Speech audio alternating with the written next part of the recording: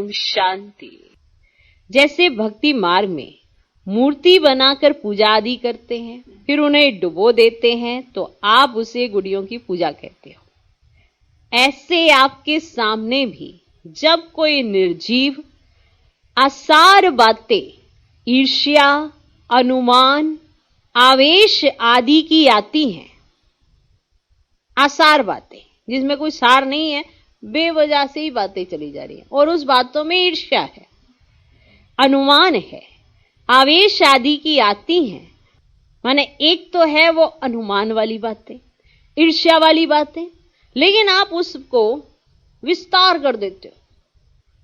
इस तरह से उन सब व्यर्थ की बातों में आप क्या प्राण डाल देते हो, और फिर उसके बाद जब उसमें आप हलचल में आ जाते हो, तो फिर आप ज्ञान सागर बाबा की याद से, माना पहले तो आपने क्रिएट की वो सारी बातें जो व्यर्थ की थी, और फिर आप उसे ज्ञान सागर बाप की याद से माना चली जाए चली जाए चली जाए।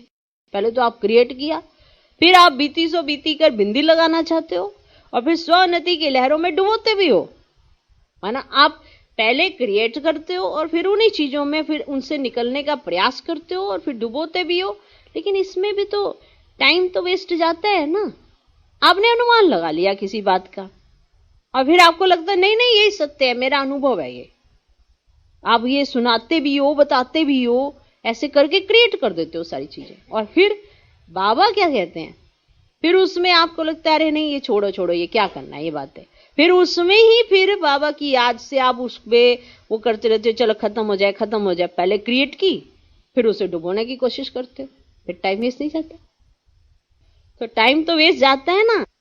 क्यों आप अनुमान लगाते हो, क्यों आप ईर्ष्या करते हो, क्यों आप आवेश में आते हो। तो जब आप ये सब करेंगे नहीं, जबकि ये निर्जीव हैं, आसार हैं बातें, कोई महत्व नहीं है इनका, तो जब आप व्यर्थ में जाएंगे नहीं, तो वापस लौट के आने की मेहनत क्या करनी पड़ेगी आपको, नहीं करनी पड़ेगी। जब आप कहीं गए नहीं तो वहां से वापस लौटने की मेहनत तो नहीं करेंगे ना। तो इसी तरह से ये गुड़ियों का खेल समाप्त करो।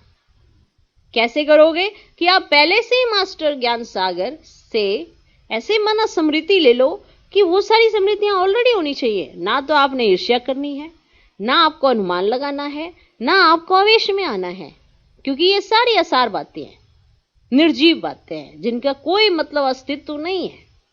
आसार किसे कहा जाता है, जिसका कोई अस्तित्व नहीं, पर आप बस ऐसे ख्याली पुलाव बनाए जा रहे हो, और फिर उनको ही खत्म करने के लिए आप फिर मेहनत करते हो।